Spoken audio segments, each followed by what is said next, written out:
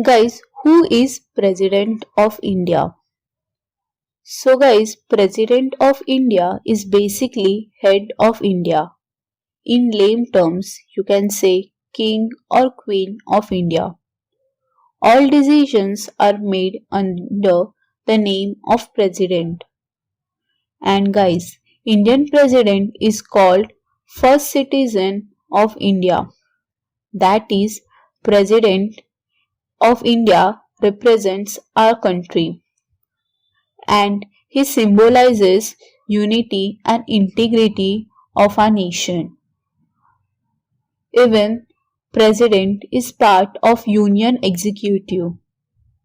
Now, this Union Executive consists of President, Vice President, Prime Minister, Union Council of Ministers, Attorney General of India. Now, I told you, President is head of India. Vice President acts as President in absence of the President. And now absence can be due to anything like death, resignation or any other situation. Now comes Prime Minister. Prime Minister is the main advisor or chief advisor of President.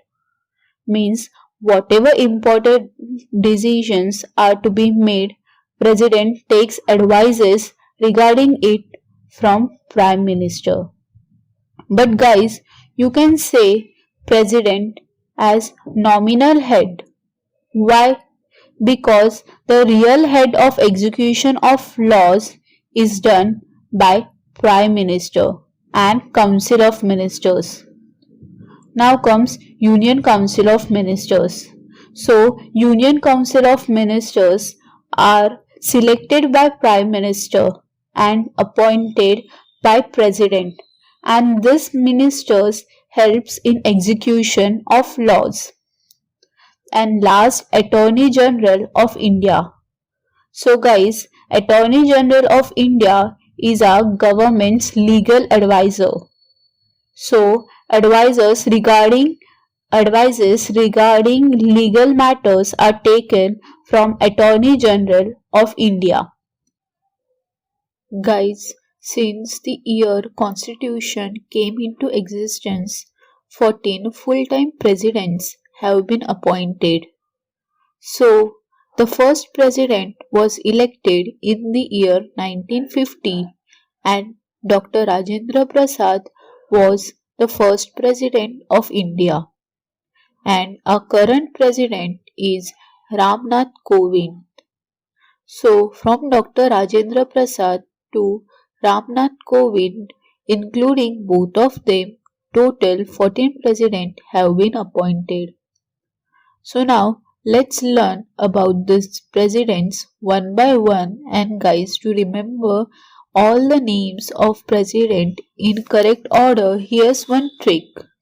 So it is Raju की राधा जाकर गिरी फखरुद्दीन रेड्डी की jail में, तब रमाशंकर नारायण की कलम से प्रतिभा निकली प्रणब की.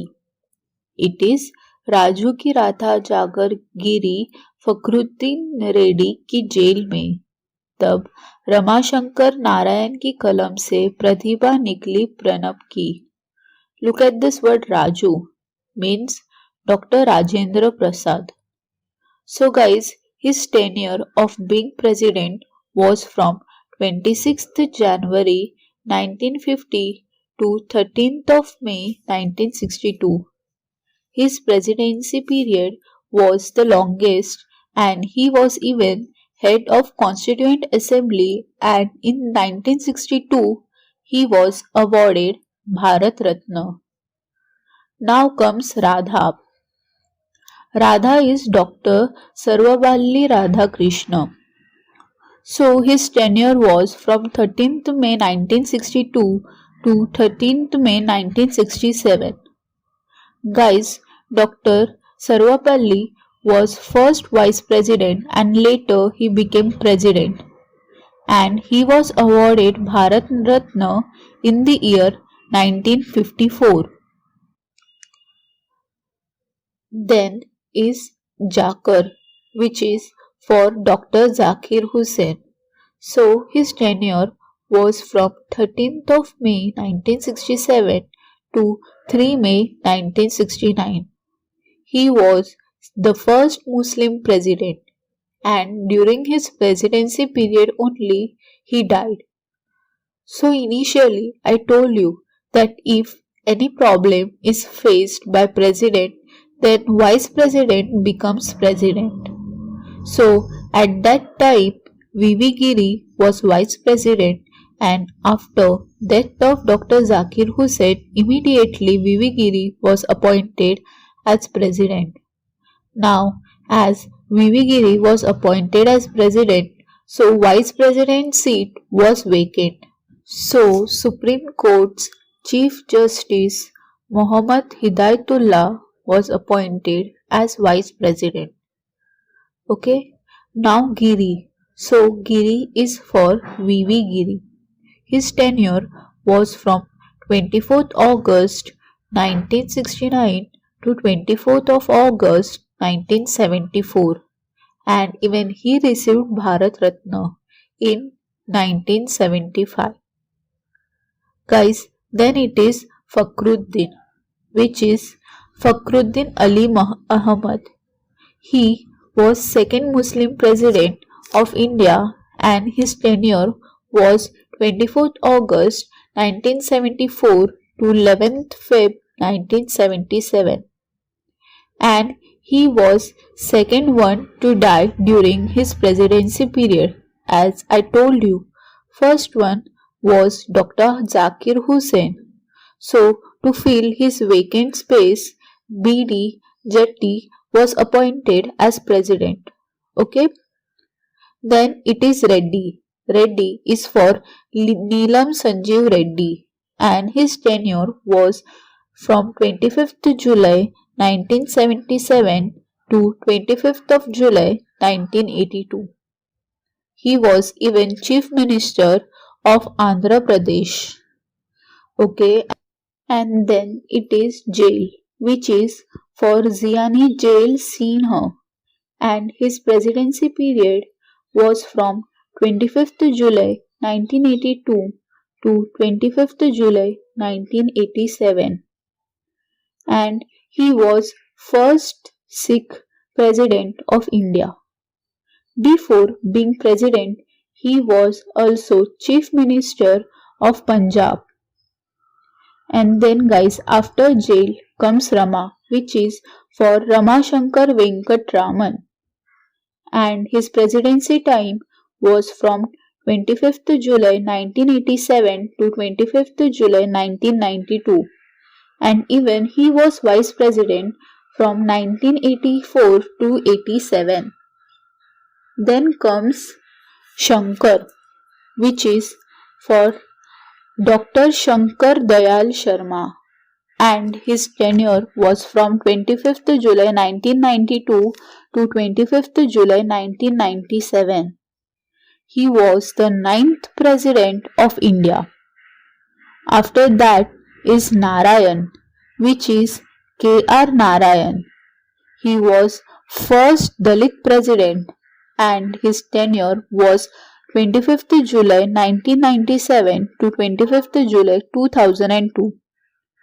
He was Cabinet Minister of our Parliament.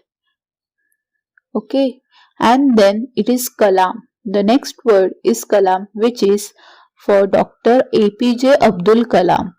His tenure was from 25th July 2002 to 25th July 2007, and he was the first scientist to be president and was first president who won by maximum vote and was elected against Captain Lakshmi Sehgal.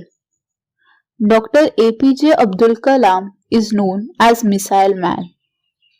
Then comes word Pratibha, which is for Srimati Pratibha Singh Patil. She was first woman president of India from 25th July 2007 to 25th July 2012.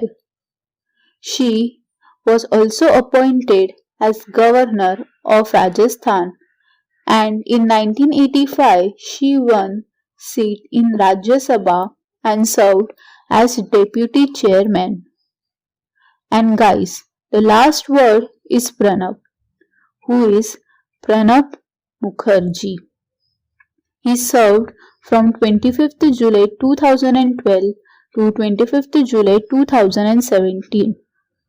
In 2019, he was awarded as Bharat Ratna and he was author of several books like Beyond Survival, Emerging Dimensions of Indian Economy, and Challenges Before the Nation. And now our current president is Ramnath Kovind. He became president on 25th July 2017, and before becoming president he was 26th governor of Bihar. He was second person from Dalit caste after K.R. Narayan to become president. So guys, this was short information about all our 14 presidents. Now, how these all are elected? Let's learn it. So basically, Indian president is elected by indirect method, that is, not elected directly by citizen of India. For election of president, there is an electoral college. Now, this electoral college consists of members elected from Lok Sabha as well as Rajya Sabha, that is, all MPs, all elected MPs, and also all elected states MLAs. So, electoral college consists of all elected MPs and MLAs. Basically, there are 4,120 MLAs and 776 MPs. Guys, but nominated MPs like Rekha, Sachin Tendulkar aren't included in electoral college. Okay, now you will be thinking, what is nominated MPs? So basically, 12 members are nominated to Rajya Sabha by our president to be MPs for 6 years for their contribution to arts, literature, science, and social services. So, these nominated members to Rajya Sabha by our president, who are known as nominated MPs, aren't included in the electoral college. Now, guys, you must be thinking that these electoral college members, that is MPs and MLAs, each vote will have one value. But in presidential election, it's not like that. See, in presidential election, the value of the vote of each MLA varies from state to state. And this is done as each state's population differs.